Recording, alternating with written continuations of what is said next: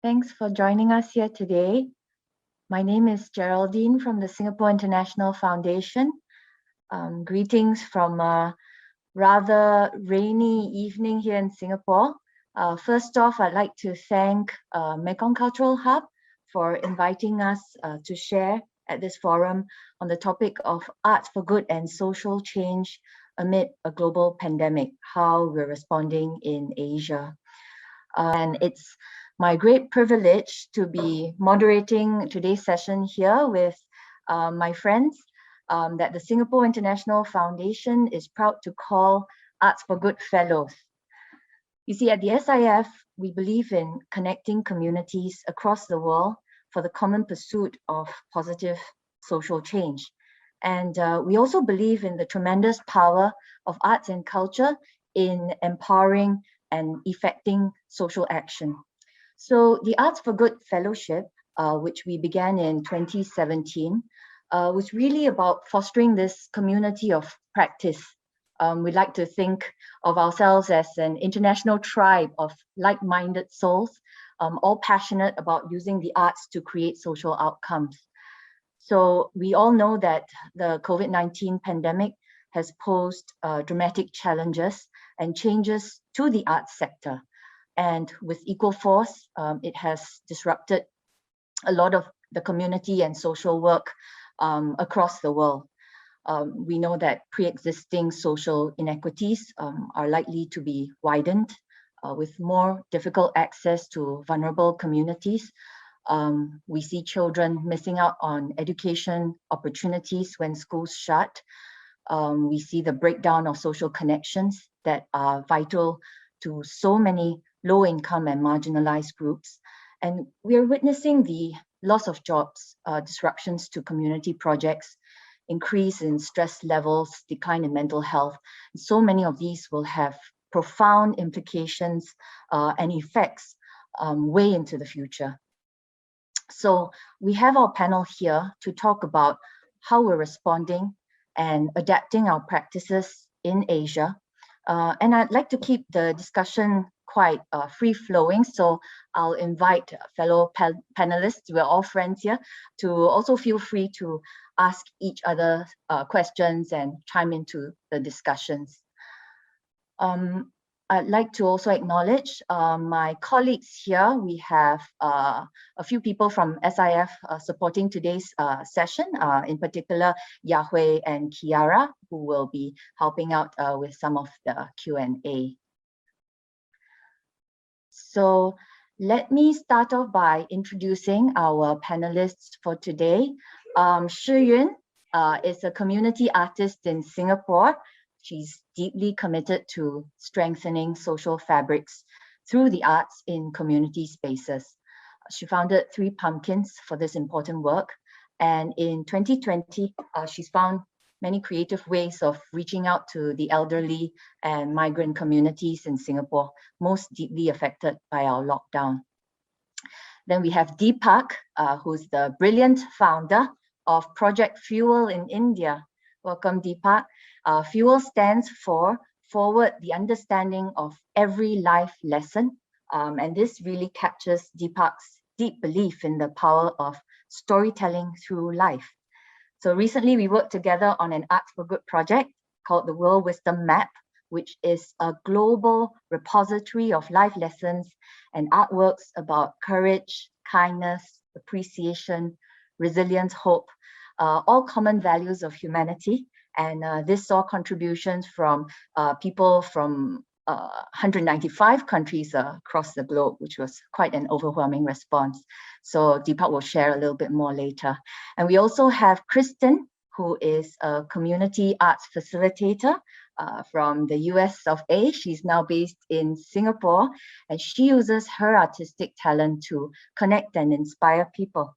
So we've worked together on another Arts for Good project called Artsy, which showcases Southeast Asian contemporary artists with accompanying activities designed for children to foster creativity and social emotional learning. So these are targeted at communities with particularly limited access to quality education or arts programming. So Kristen will also share a bit more later. So first off, can I invite Shiyun to share with us her work? Hello, hi everybody.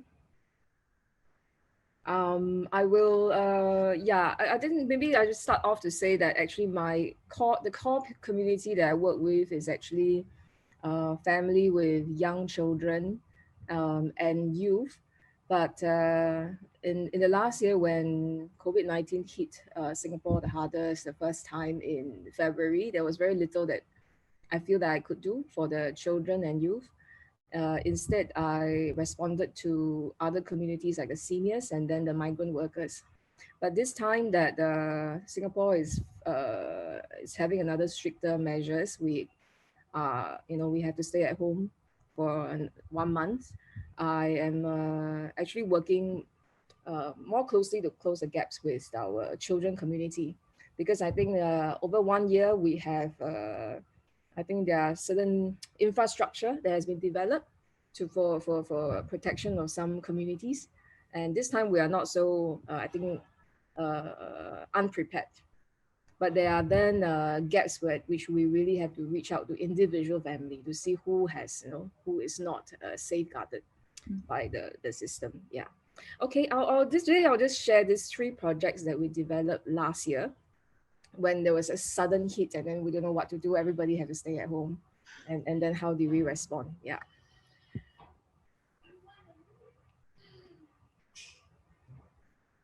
So the first work I would like to share is a work called Stay Home Quilt. Maybe I'll just show the video first. Then we can, let me see, where's the video? Yeah. This work is supported by the Singapore International Foundation and a few other funders.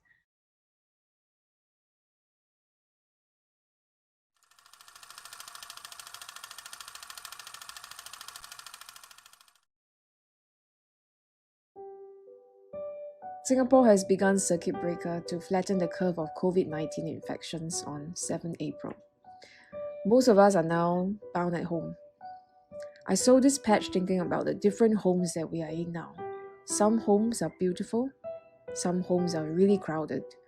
Some people stay alone at home, some are not able to go home, and some people have no homes.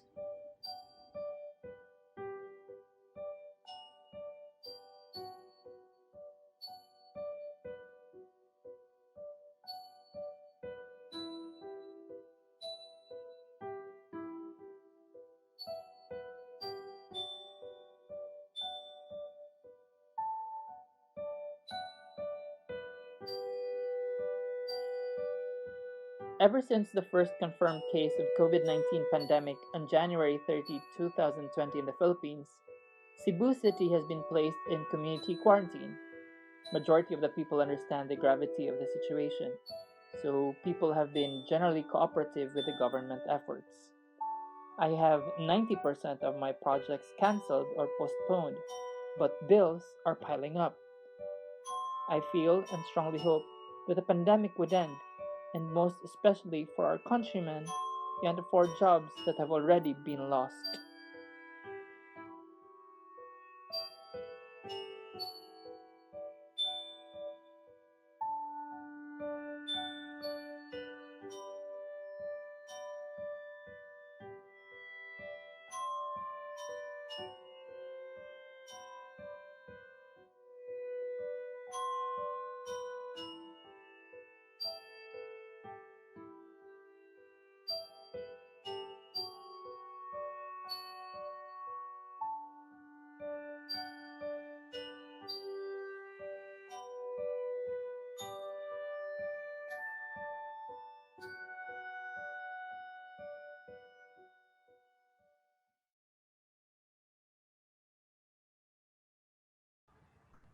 In this sharing, I was shared three videos. There have been a lot of video works which were done last year because of the situation, the way that we could, effectively communicate was through making videos. And then the artists were all learning how to pivot online. So we were producing lots of videos that time.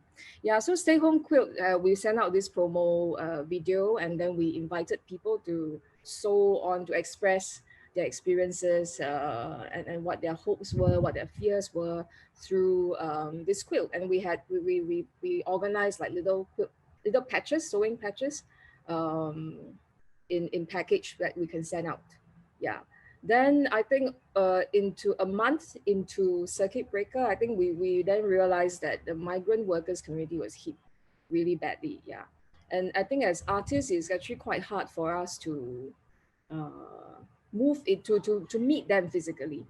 Then we worked with another charity foundation, Tzu Foundation, who were providing care for the migrant workers under quarantine in the dormitory as well as in National Stadium. Yeah, so we asked, so Tzu was very inspired by this work, and they asked, and they wanted to bring this into the dormitory.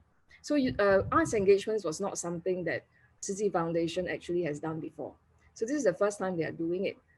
So we facilitate that sessions with them, training their volunteers how to conduct art engagement. Yeah. So here is the sessions at the quarantine facilities. On the left is in the workers' dormitory. On the right, National Stadium, where I believe there were 4,000 to 5,000 workers who were there. Yeah. So this gentleman here has hand sewn a little shirt for his nephew in India. Oh, sorry, in Bangladesh. Yeah. Yeah. So we then also these sessions are basically 3 hours where it provides some sort of relief for the workers to do something else, because it's basically having to deal with boredom and isolation. Yeah. So through there was some form of connection, and yeah, I think it's a space for contemplation. Yeah. Hi, Sri, can I invite you to do it in the presentation mode so we can take a closer look at the photos? Thanks. Yeah. So the lead artist for this work is Jimmy Ong.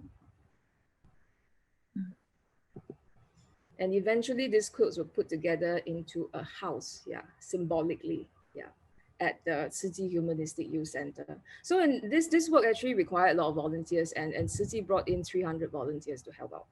Yeah. So I would say that the impact of the work, besides that it provided a space for the participants to express themselves, I think it is also to inform the social service sector on how arts engagement can provide a different kind of support. Yeah. This is the eventual exhibition. The next project I'd like to share is called Say Louder Tea House. Similarly, I will share a video because we became like video experts last year to make a lot of promo stuff. Let me see.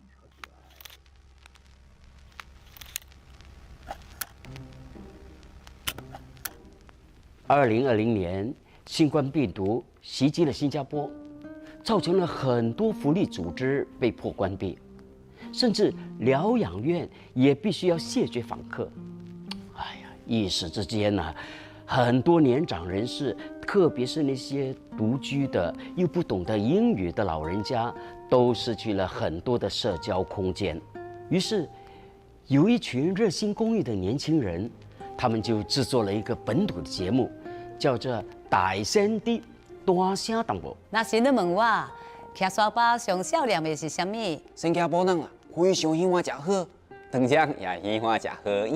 啊，狗頭魚怪係狗頭蟲精，還使用了福建話、廣東話、潮州話，甚至馬來語等等，為這些年長人士帶來了歡樂，也為不同年代、不同族群的新加坡人建立起了一個相互溝通和理解的橋梁。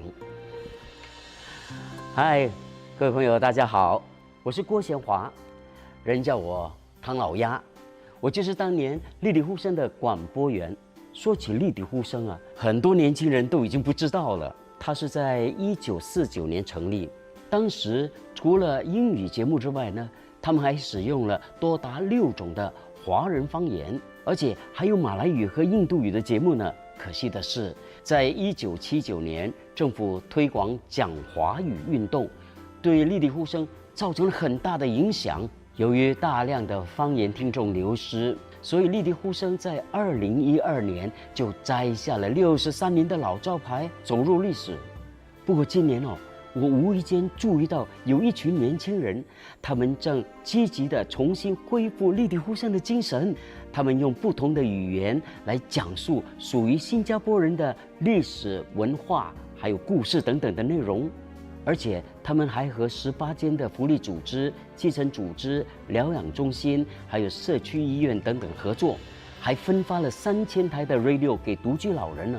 如果你也和我一样对这个节目感到好奇的话，你也可以订阅 Facebook、YouTube， 或者你也可以购买一台这个 radio 啊，这是附有第1季80集节目的收音机，帮助我们筹款，将来买更多台的这一类的收音机，送给需要帮助的年长人士哦。那我希望大家都可以一起来支持更加多元的语言，真正的多元文化，重现當年那個生機勃勃的多元社會哦。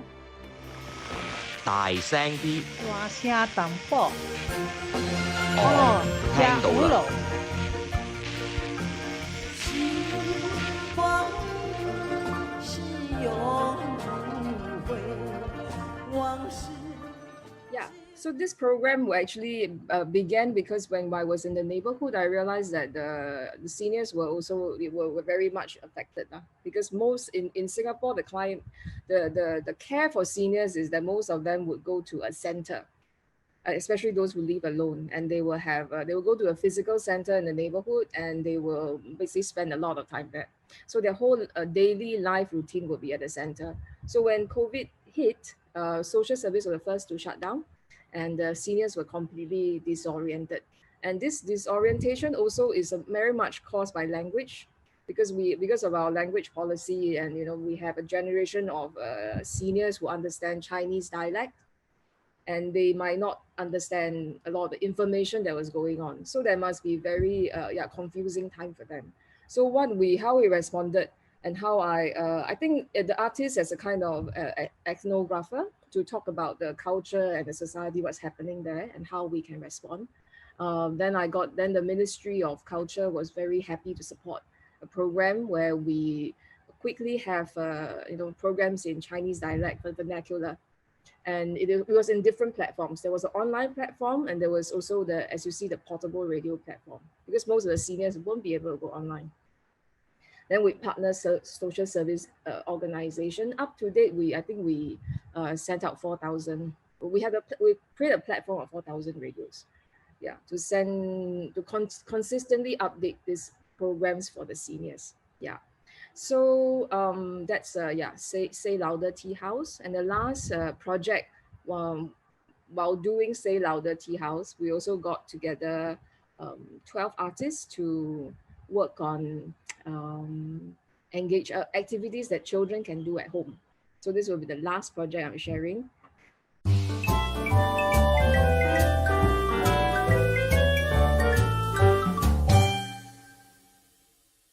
Hi, welcome to Kids Stay Home. I'm Wendy. My name is Isabel. Me, Sharda. My name is Faye. My name is Wan Ching. My name is extra spicy. Count Flower. Call me Wildfire. Hi, I'm Farin. Hi, I'm Cheryl. Hafiza and Qingming. Sama. Apa kabar? Sama, very good in the kitchen. Hello, 大家好。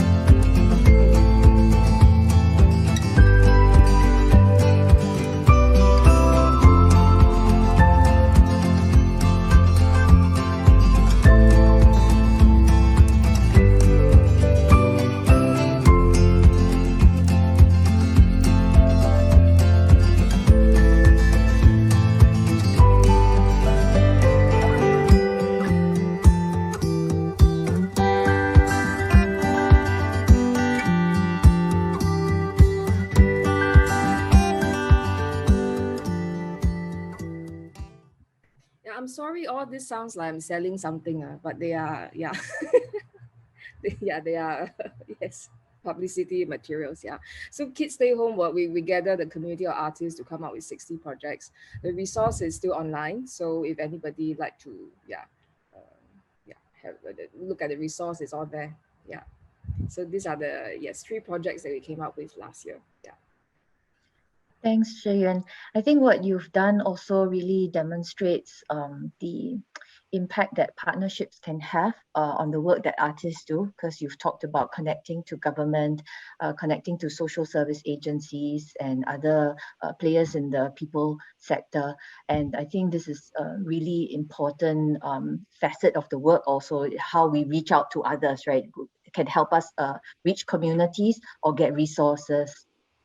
So the Singapore International Foundation was happy to be able to support the Stay Home Quilt, and thanks a lot for your collaboration on that.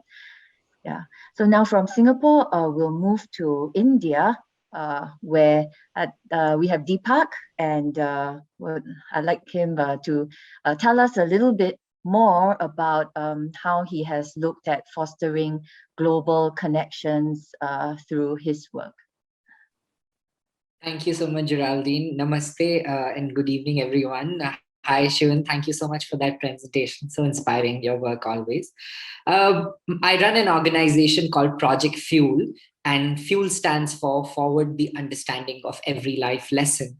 And what we've been doing for last 11 years of our work is documenting wisdom of common people about life experiences, about community knowledge, about cultural knowledge, about many aspects of learning that are often discounted because a person is not rich or famous. But the population, as we say, is 7.8 billion people.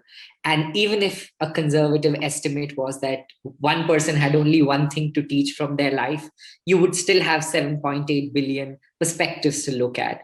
And never before in our work did we see the importance and the need of that than the pandemic. Last year, as things shut down in March here in India and worldwide, we saw that we were looking at the world from this lens of loss. How many people, succumbed to COVID in Italy? What was the ratio in Singapore? Or what were the COVID cases in India? And it's now happening with the second wave as well.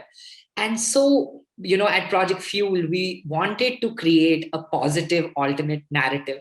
We didn't want us to remember this time just with the lens of loss. And that's why, we aim to create the World Wisdom Map, which is so important and critical for us, in these times. So what we did was we asked ourselves a simple question: what is our skill and how can we use that to help people better? And the answer was life lessons, because we've been collecting them for over a decade. So what we did was that we created or dreamt of creating this breathing repository of life lessons from every single country in the world. And SIF, Singapore International Foundation, was incredible in supporting this vision, because it was almost an 11-month journey. And when you think of, picking out minimum one person from every single country in the world, on the surface, it sounds ambitious, but also achievable. But there were many interesting things that we explored about these countries, about these people and geographies. And eventually we were able to launch that on Christmas and New Year as, a perspective solution bank for the world. So the World Wisdom Map is basically a bank of these life lessons that you can read and learn from. And these come from people of, all geographies, different continents. What we started out with was a simple ask. How do people learn in their lives overall? And has that learning changed during COVID? And many of the life lessons had, like, the way people were bound in isolation in their homes or in quarantine, the way people, figured out how to be able to keep themselves occupied. And then there were life lessons that people had already learned in their lives previously in their childhood that played a great role on how they were coping in these unprecedented times. So as you see, the World Wisdom Map is a digital platform, and you can zoom in and it breaks into these multiple life lessons and stories. And all of these stories are here. If you click on a a particular life lesson, it takes you to the longer story of how a person learned it, and there's a very detailed overview of it that you can go through. Each of the life lessons, very, very interestingly, talks about these personal yet social circumstances that teach people something. Once all the stories and inputs started coming in, we started tagging and data segregation of these life lessons. So we saw patterns as to where was courage in a story, where was gratitude, where was love. And when we discovered these mini facts, we were able to discover many more things about these people just from their life lessons. Many of these stories revealed how they have survived, how they are coping, how they participate in their lives and in their professional careers. And more importantly, how do they want the world around them to shape up? So there's a lot of hope in that conversation. On the map, what we also did was create a share this life lesson button where it allowed people to WhatsApp somebody a life lesson early in the morning if they think a friend needed to hear it or a family member needed to hear it.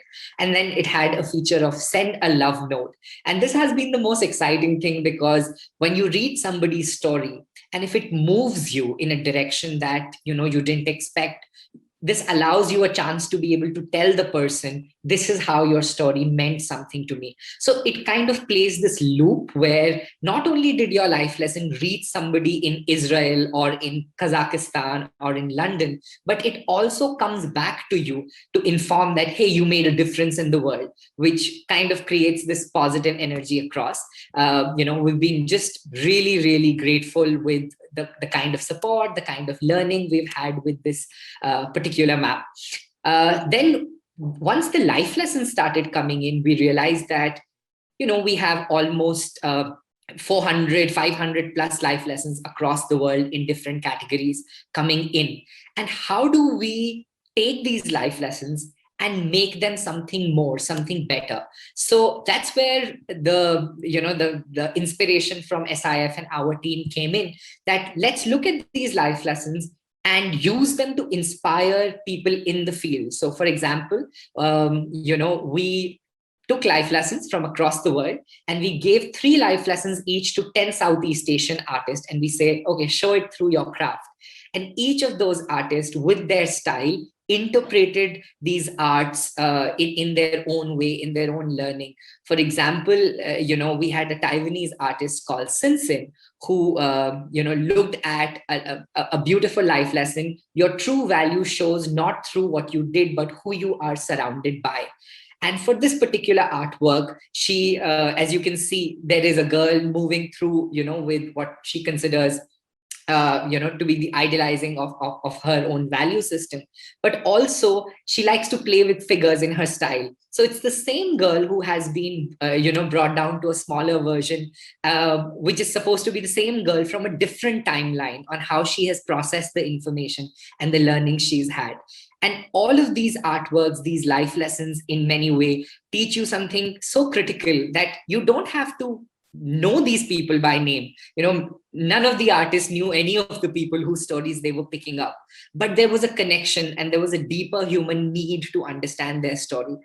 For example, EOG, a beautiful artist named Evelyn from Indonesia, took the story of a guy named Sudhanshu, and the life lesson was be a friend always. And the life lesson has a grim backstory where Sudhanshu's friend was going through a mental health challenge. And whenever he would come to him, Sudhanshu was never available.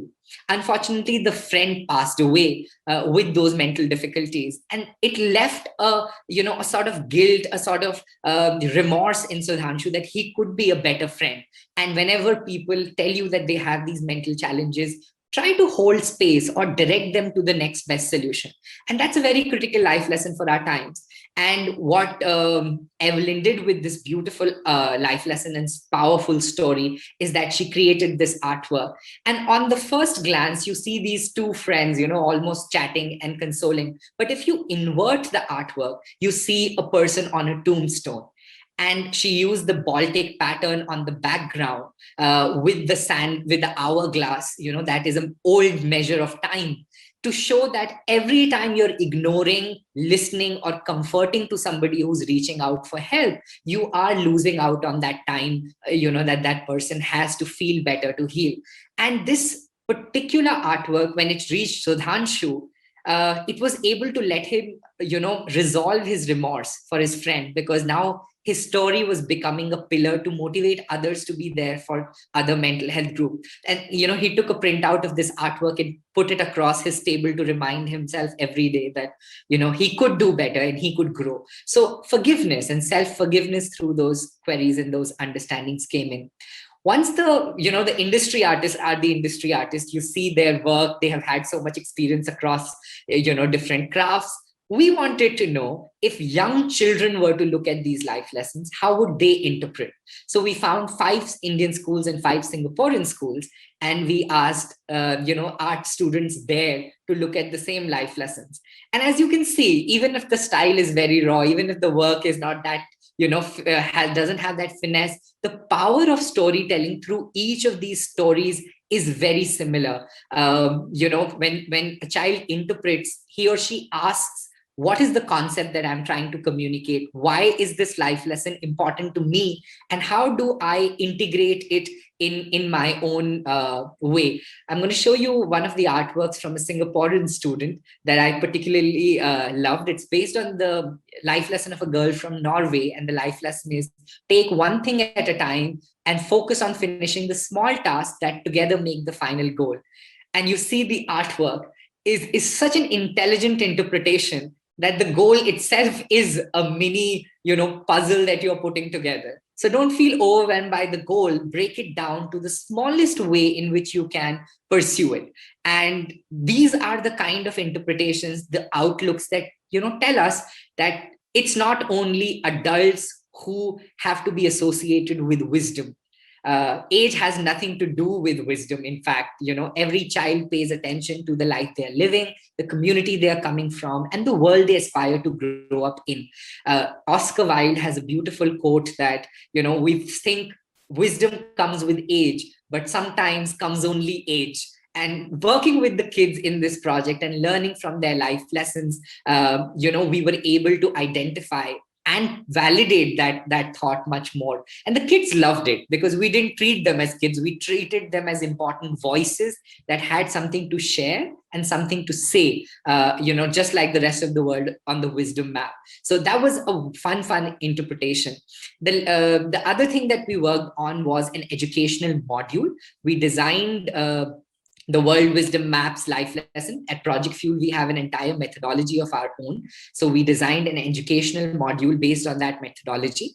And what we did is we took a life lesson, we designed it into an activity, a physical activity that you could do as an art facilitator, as an educator, as a parent in your household with your children to spark a conversation with your audience. So for example, one of the activities we designed was, in school, I don't know if you did that across the world, but in India, we were given 5 things and we had to pick the odd one out.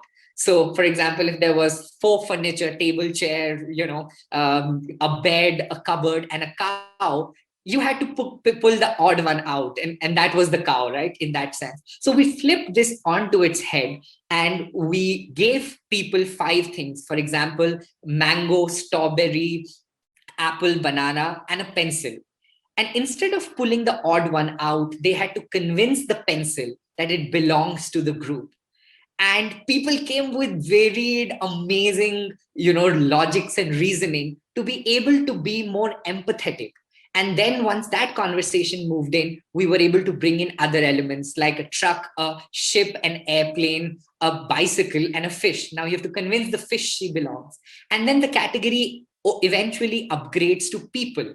You have an Asian person, a white person, an African-American person, a tribal person, and you have to convince one of those that they belong to the group who, according to you, you identify with. And that was an entire conversation on inclusivity. We also worked with a brain science scholar from IIT Gandhinagar in India, because a lot of people, when they read stories and do these learnings, they're like, oh, it's fun, creative exercise. And I know in arts, it often happens that it's taken or mistaken to be an extracurricular activity. So we brought in this brain scholar. And for every life lesson that we design, we try to find a left-thinking brain component for it in the science and the psychiatry and the neuroscience department. So one quick example I can give from that is there's a life lesson from Trinidad and Tobago of a woman named Gillian Harris, who's 45 years old. And she said her father growing up taught her that an oak tree doesn't have to tell you it's an oak tree. Which means that whatever is your biggest value, you don't have to talk it, you have to show it. So if you say, hey, I'm funny, and you're not, then that's the tragedy of your oakness in that sense. And our brain science scholar Sania Jain was able to find in psychology that there is a term called cognitive dissonance, when you don't live who you truly are, but what you're expected to be, or how your social circumstances pressurize you. So this cognitive dissonance is not something that Gillian has even heard in her life, but she's living that principle. And bringing it through education to world classrooms was a very, very amazing interaction that we were able to do. And as you can see on the screen, you can download this module. It's open source, it's free, and it's almost 150 page long. So it's very, very detailed with 20 activities that you can pursue. The last thing before I conclude is the last component of the World Wisdom Map, and something that excites both of the teams, whether it's Project Fuel or Singapore International Foundation and the world at large, is the data narratives. When all of these stories came in and we tagged, as I was showing you earlier, into age, gender, emotions, geographies, we realized that there were patterns we were learning about people and about how people learn through this data. And so we collaborated with a data scientist from New York and a data visualizer from Bangalore, India. And along with them, we studied all of these life lessons into this, very, very detailed data design category. And the data scientists helped us pose question as who influences our wisdom. Now, most people believe that it is family, it is friends, it's teachers, people you spend most time with. But what we discovered is majority of the world's life lessons are actually influenced by people in the outer circle, which is society, strangers, public idols. And when we spoke to the the neuroscientists and the behavior scientists, we realized that's because we don't take those people for granted.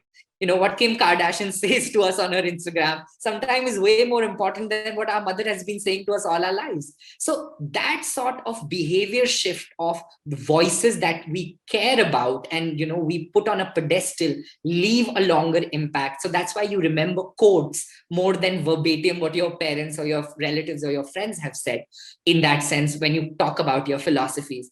We also discovered what are the wisdom outcomes. And this is the good news that I want to end on. We live in difficult times. COVID is everywhere and it has challenged us. But you'd be happy to know that while the news showcases only the bad, the good thing is that when you talk to people about their life lesson, you realize there is more hope and realization in the world than there is hate and anger.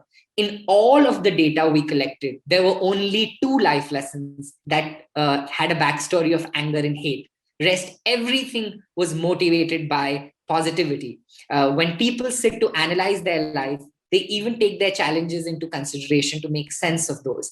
So you can go through the World Wisdom Map and share your learnings, understand. What I would say is that if you get a chance, do contribute your life lesson to us. On the map, it is a simple form that you can fill in. Maybe I can share it on the chat box, but this is what we were able to accomplish. And since we launched on New Year's and Christmas, more than 500,000 people have benefited through the educational module. People from nearly 98 countries have visited the World Wisdom Map on a daily basis. And the love notes keep getting exchanged every day. So that's our contribution. And hopefully, we keep on building on this. So thank you so much, everybody. Thank you, Deepak. Yes, it was really an amazing journey actually building this. And I love how you share about the connections that are made, from complete strangers in a different country, and having these interactions come even through digital means, even when we're unable to travel, even when we're unable to meet one another. This proves that the human connection is still powerful. and gives us a lot of hope in terms of how we can ride through this pandemic and look forward into the future, because like you said, it's really heartwarming that so many of the lessons and so many of the messages are about hope. And interestingly, we also had a feature on Singapore stories, right? So we had about maybe over 30 Singaporeans contribute their life lessons. And one of the interesting things from this was the data that was analyzed, showing that a lot of these stories from Singapore were around the idea of resilience. And I think this also speaks to us in terms of how we want to get through this difficult time.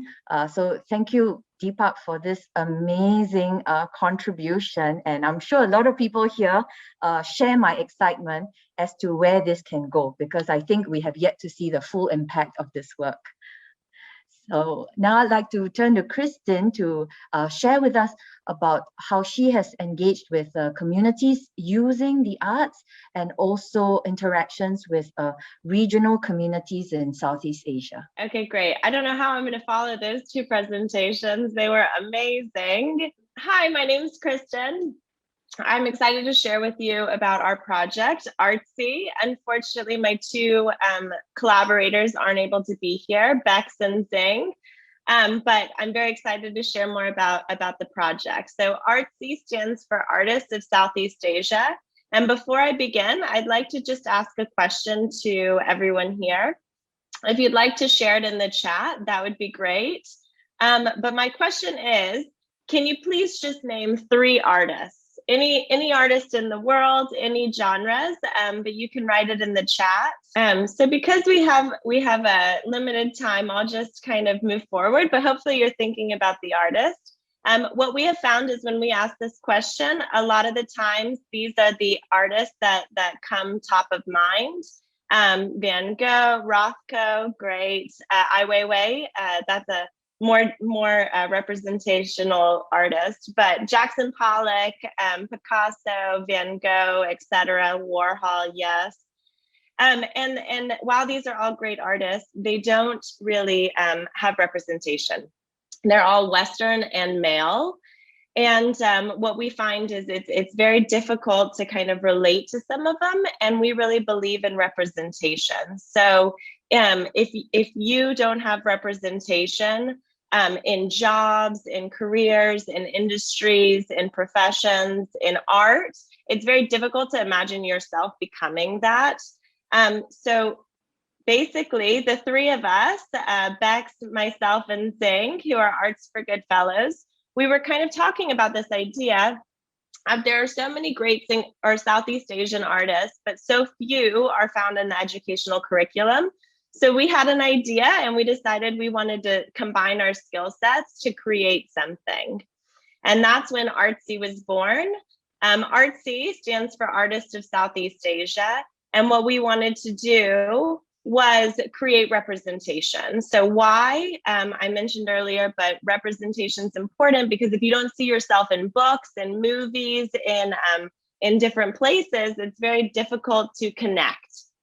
What we were going to do was we were going to highlight Southeast Asian artists, and we would create educational resources for people to use across the world, right? So it's a digital resource pack that allows people from all countries, all walks of life to engage with these artists in meaningful ways.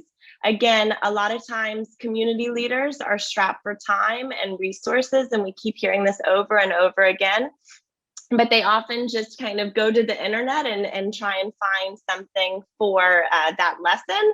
And so we wanted to help alleviate, the pain of finding and searching and just give them ready-made activities. So that's what the digital resource kit pack is, and I'll go into it a bit further now. But we highlighted 11 artists across the region, so from 8 different countries. And the way we selected these artists were we wanted to expand the notion of what art is, right? So we have a self-taught artist, we have circus, we actually have Sanat here today, who's from FAR, so hello. We have community artist, digital artist, environmental artist, illustrator. So really we kind of looked at the whole, and we were focused on the message that they had and they wanted to communicate.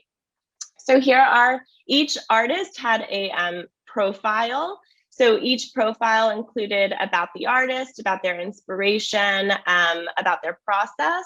And then funny, I just feel so many connections right now, but Evelyn is actually the artist from the last presentation that was highlighted. So Evelyn is one of our Art for Good fellows, and she is a talented Indonesian illustrator. So we highlighted her work for the project.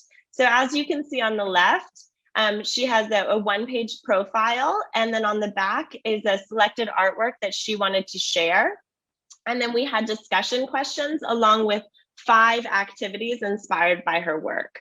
So the artwork that she chose is kind of a detective series focusing on food, her favorite food that has a lot of symbolism for her family and her identity.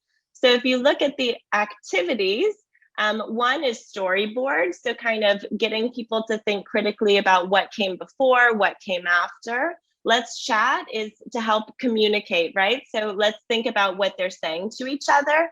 Country tummy is where they can draw what food represents their country and their cultural identity. And what's for dinner is a way to kind of think about food and happy memories, where they can kind of draw on these.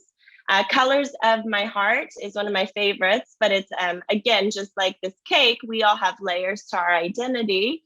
So this is a celebration of our unique and special traits. So for example, I might say, I love walking outside. So I might choose one of the layers to represent green for nature, right? So it's a way to engage with these ideas in fun ways.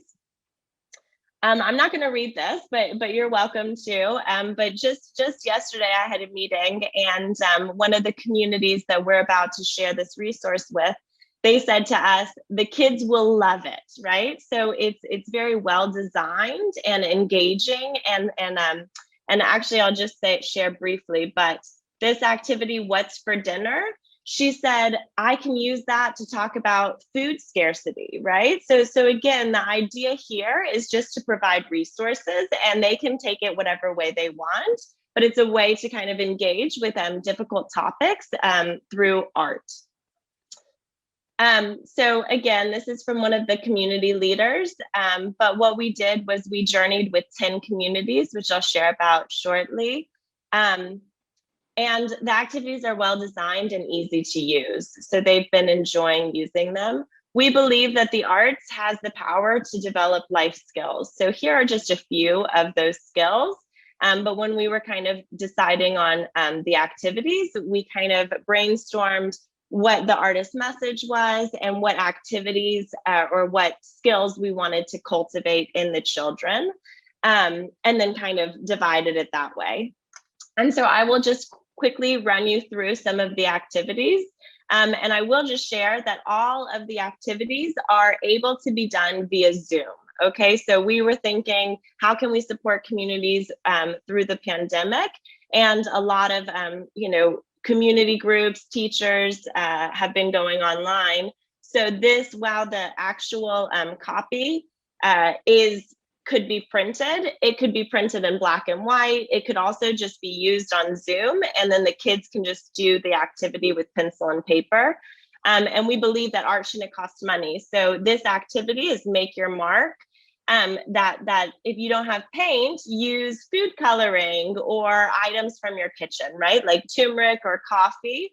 And there's just a lot of ways to do this, but this helps with process and creativity. Mindfulness.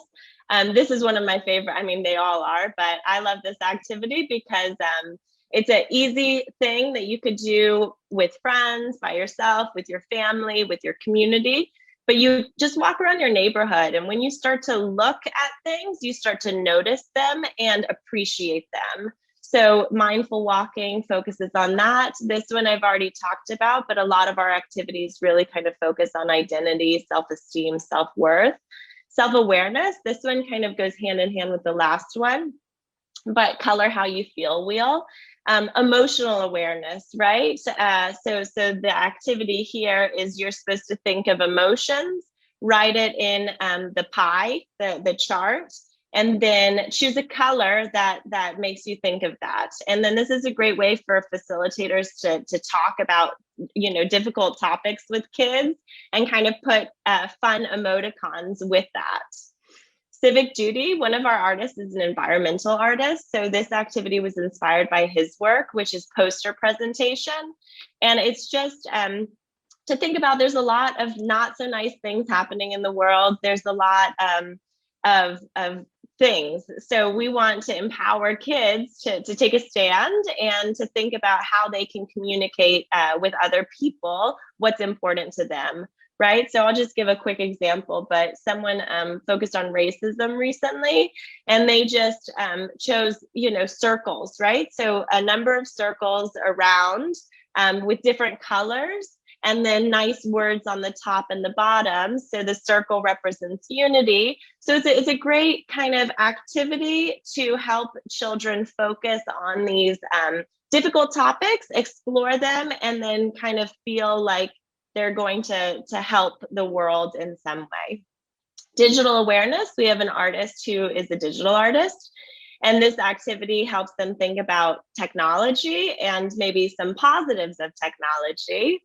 Communication, we believe that the art allows us opportunities to slow down, look closely, and share our thoughts. And essentially, when you share your thoughts as a group, you hear other people's perspectives and you can develop empathy, right? So our approach is visual thinking strategies, which has been proven to really develop empathy in children all over the world. But this example is, you know, inspired by a Thai artist, Kitty Kong, and roses represent something that you like about the artwork, thorns, something that maybe you don't like, and buds, something, a new idea you have. And I've done this with children, you know, in Singapore. And the more you ask these questions, the more they think about it, and the muscle is developed, right? So at first they're kind of, I don't know, but then they realize they're allowed to have thoughts and they're allowed to have opinions, and you know, and this activity encourages that. Critical thinking, comparing and contrasting. And goal setting, again, a lot of times in life, you just see people's success. So a lot of our activities really kind of focus on breaking things down. And so what is your goal, right? Your goal could be, I want to get a good score on my test. Well, what are all the things that I need to do to achieve that? So kind of setting tangible goals and understanding that life is hard work, right? And if you're not going to put in the hard work, it's going to be difficult to get those results. So these are our 10 community partners for the pilot round. And it was from 7 different countries, and we reached out to nearly 6,000 kids. Our approach was train the trainers, which I think is really exciting because they already exist in their communities and they have relationships with the kids. So our concept was really to just introduce new ideas, like visual thinking strategies, design thinking, how to incorporate activities, and then support them on their journey. So we would do sessions with them to just check in and see what they're struggling with, and support them however we could. Here are some of the kids who have done some of the artworks. And again, this community leader is amazing, but she's like, Kristen, I need more, right? I'm like, great news, we have 55 activities. So a lot of times people just are looking for high quality, easy. So I think that that's another thing ours do. It's really kind of just engagement. So some of these activities could take 15 to 20 minutes. It's really up to the instructor to understand what they're looking for.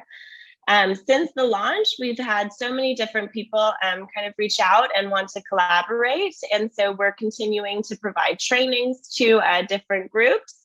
And I will just mention one real quick, but there's a Thai organization that we've been connected through an SIF fellow from the previous year. So she's been working with their community, and we had a meeting the other day, and they said, we've been looking for 4 years for activities.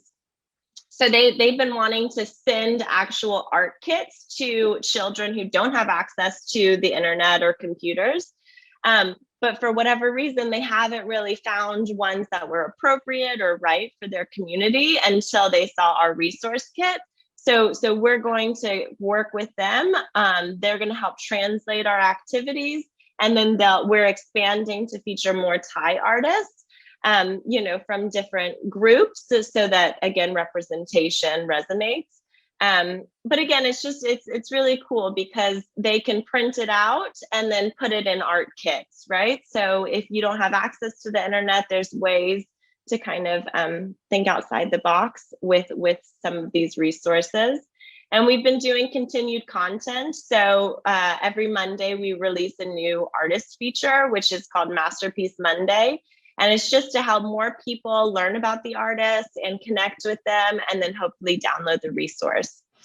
So it's really our goal to go from, art education that looks like this to a more vibrant, representational audience. And the beautiful thing about it is there's no shortage of Southeast Asian artists. So we have 11 here, but we want to expand and have 200 or more, right? So we're going to keep going, and we're really excited. So hopefully you guys can all connect with us, and we're happy to collaborate and explore other partnerships.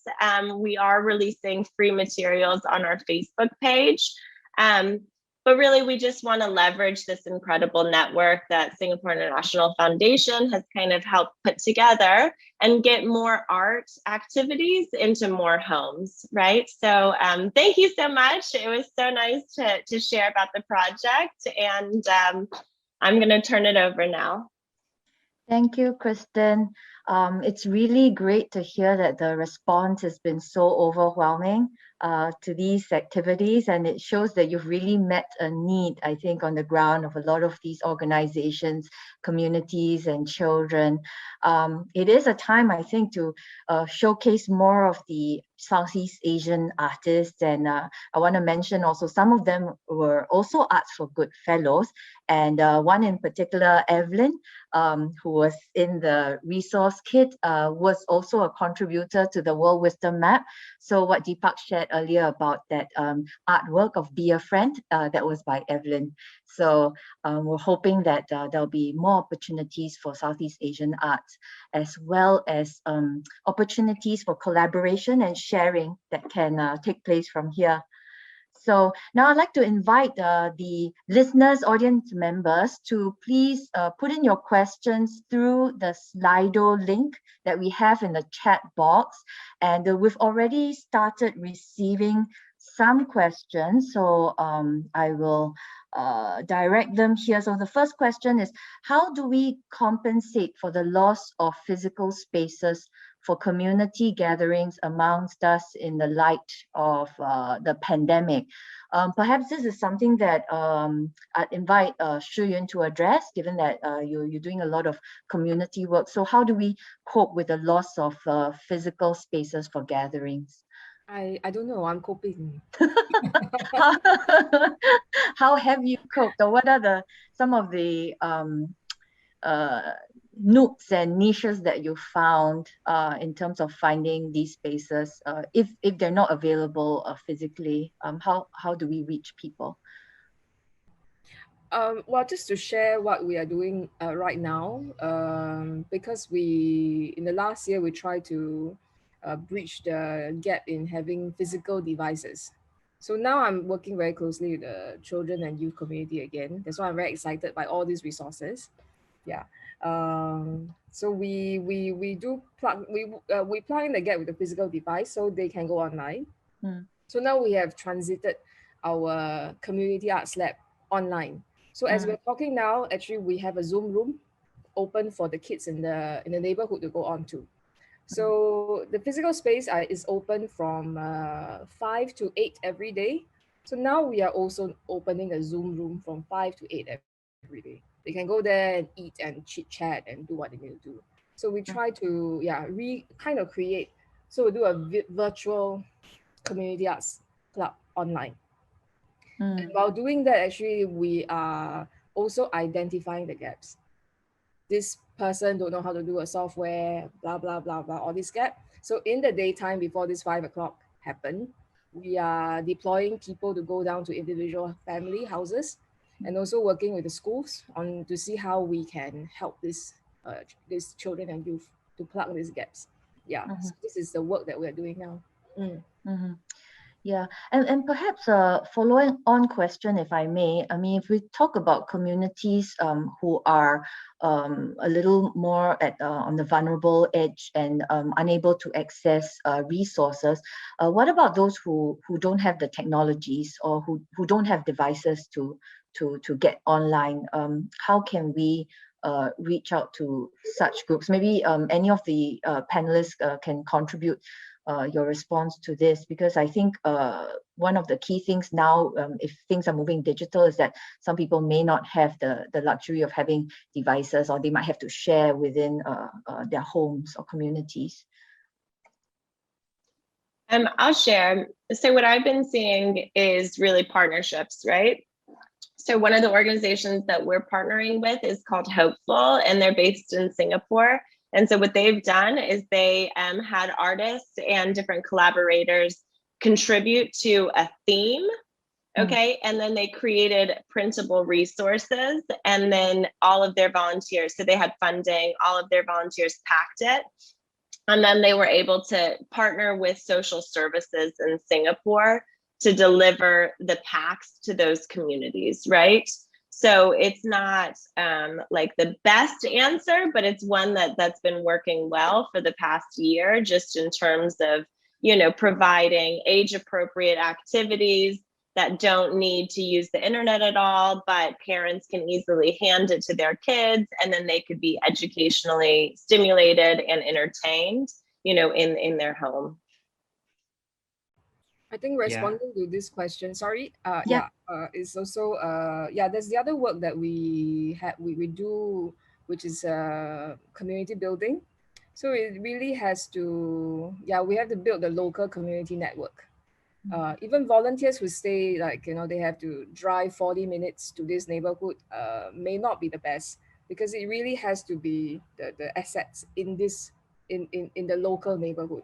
So it's important to build that relationship, and have these residents to be the volunteers as well as the facilitators.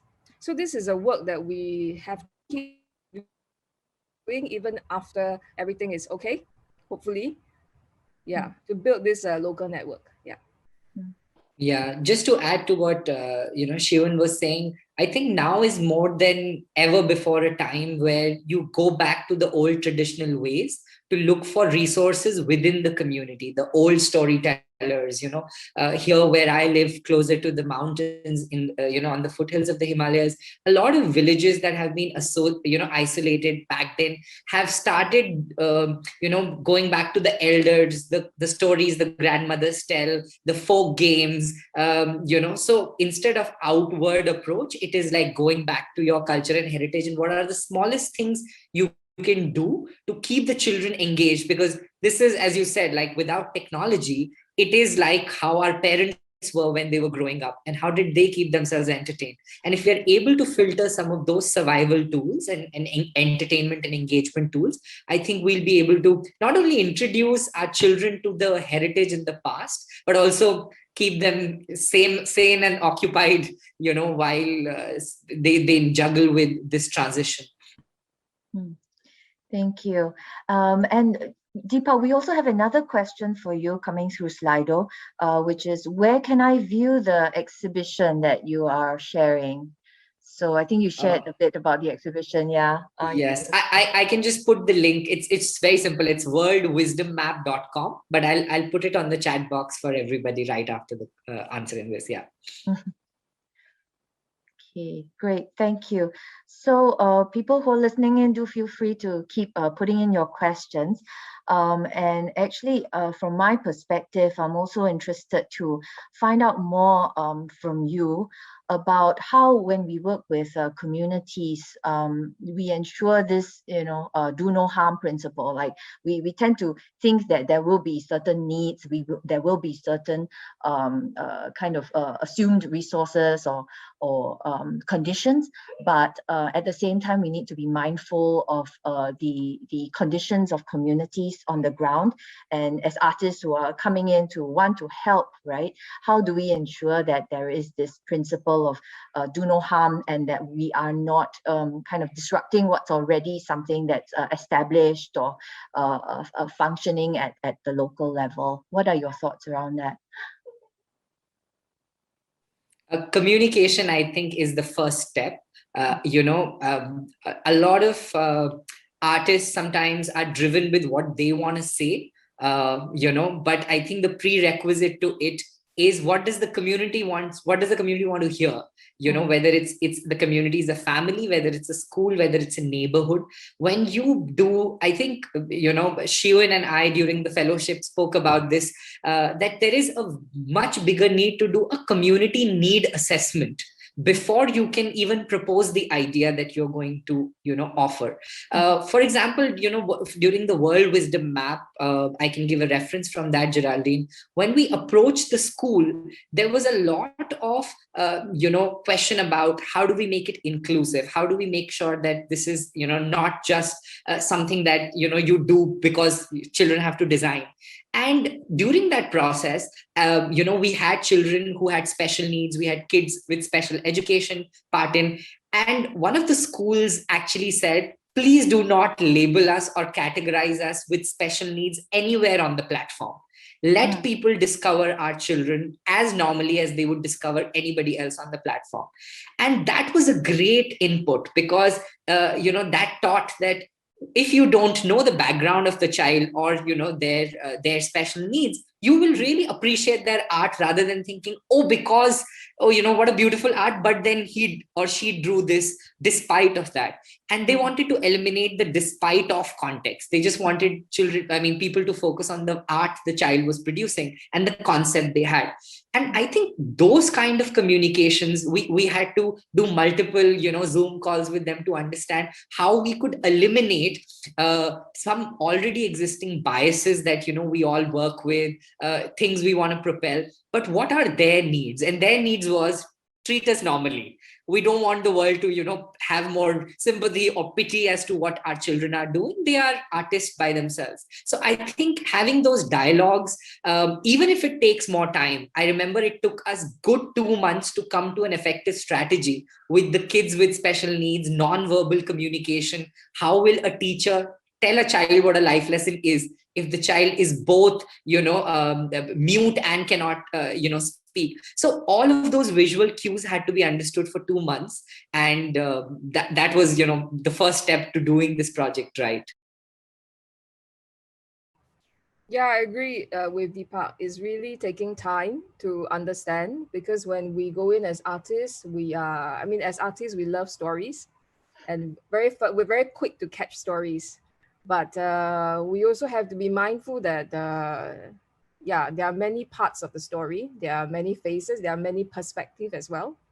So for instance, for us, it's like because we have a relationship with children and youth very directly. So we do hear from their perspective.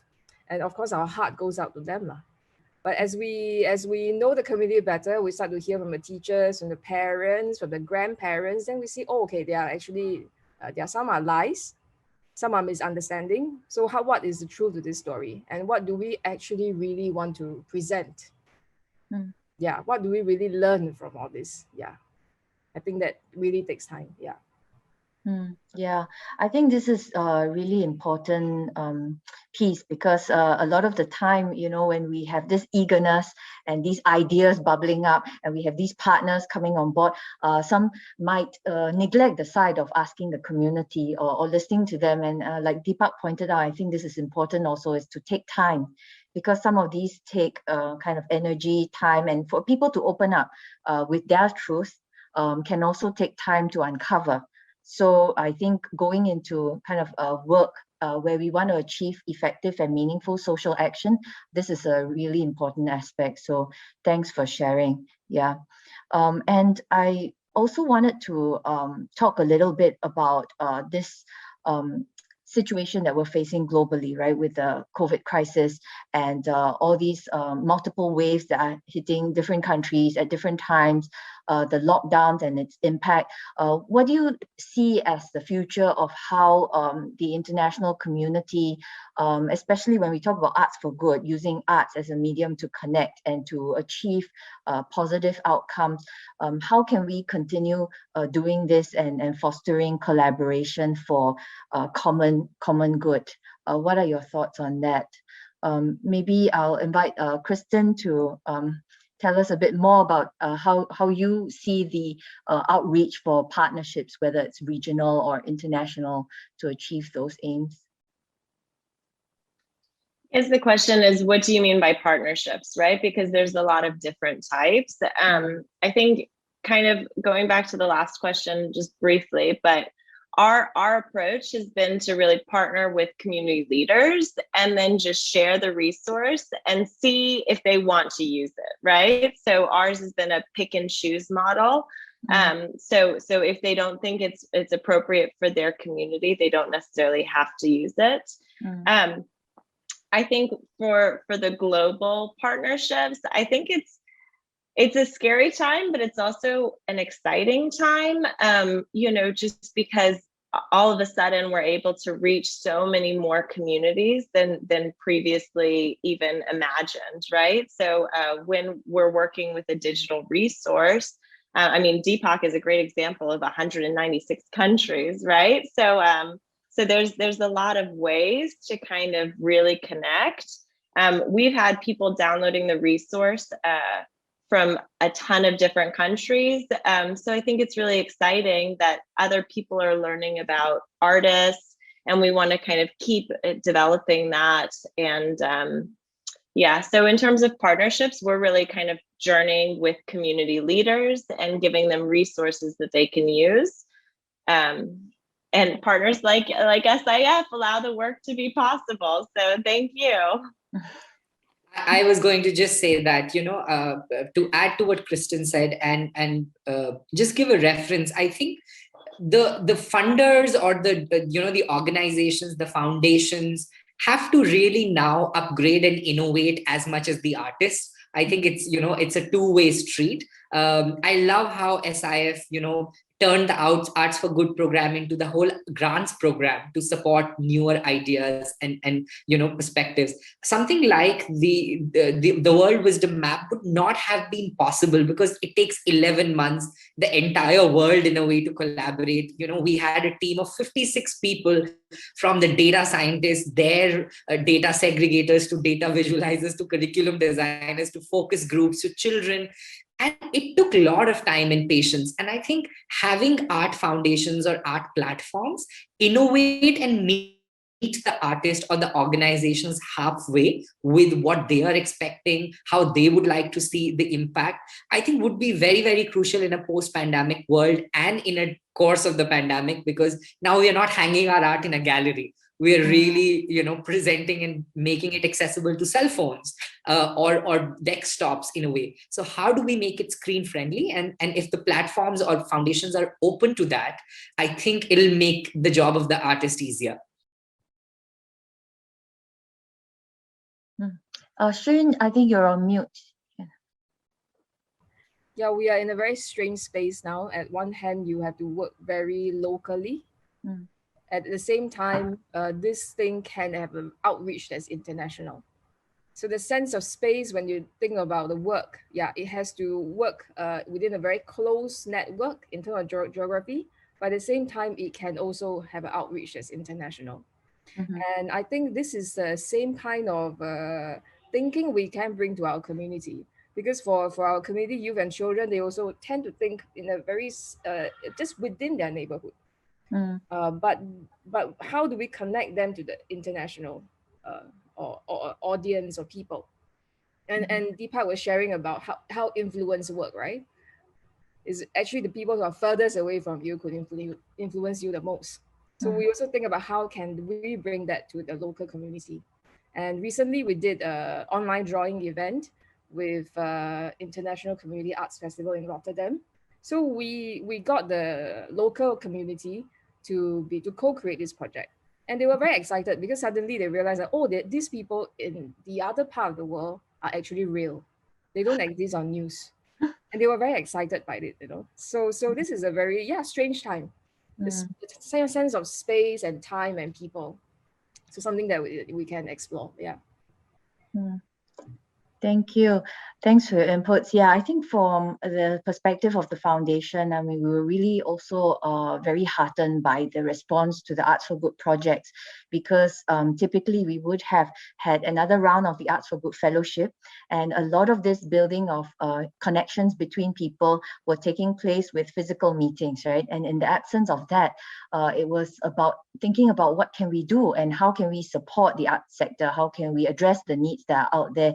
So when we came out with the open call for the Arts for Good projects, we were really heartened by the response and all the various ideas that came through that we were able to support in this way. And I invite you and others also to keep giving us feedback as to how we can improve the way we journey with our fellows, the way we journey with artists in terms of meeting the needs out there. Because I really like to think of us as social change agents. So it's not just arts, but really what we consider Arts for Good is about achieving those social outcomes that are very much needed, not just in our own localized context, but like you say, you find out that there are so many people who are facing common situations in different parts of the world. And that also gives us this sense of solidarity, you're not in it alone. And I think that's really helpful for individuals, communities, and societies as well. Yeah. So I think at this point, if any of the audience members here are interested, I'll invite you to follow us, the SIF, at our social media channels. So we'll have the links put up in the chat group here. So the Arts for Good Fellowship will go online for 2021, and we're hoping to find more like-minded souls interested in using arts for positive change to join us in this fellowship. And we've also just concluded our call out for Arts for Good projects, and we're looking forward to some of that. Yeah, we have one more question in Slido. Let me see. I can't seem to see that. Maybe, can we put it in the chat? Sorry. So I want to make sure that we get through all the queries that you have. Oh, okay. So the question is there anything unique about Asian, Southeast Asian culture and community that reflects in our art and helps us in using arts to get through these difficult times?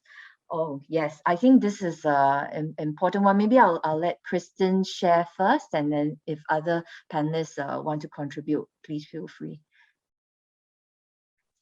Thank you for the question. I think I'm probably not best to answer that. Again, our project really focused on representation. So when we were looking at artists, we weren't necessarily looking at what they're doing at the moment, but their message. So I don't have the data. I'm sure Deepak can use the data behind his project to answer that. No, absolutely. I mean, I think to answer the question, what is unique about the Asian or the South Asian culture and how its art is perceived, that it was an art of communication and survival. Our people really just didn't paint for fun. We painted to be able to express mental health in those days. We painted for our deities, which was, almost a relationship offering. Our art and its motive are not, graphic illustrations that come out of abstract thinking. They come out of long historical search for our identities. And as we see wisdom across world cultures, we see that somewhere the wisdom of the East is focused on the the wisdom about self, the knowledge of the self. Any art that you see in Southeast Asia talks and centers around how do you understand yourself better. And when you've understood your universe and your life, then you can understand the universe of another human being. So all of these cross-sectional things have been amazing. I have never come across a mandala from Bhutan, or a motif from the Gadwali art in India, or those from other countries in Southeast Asia that didn't have a meaning.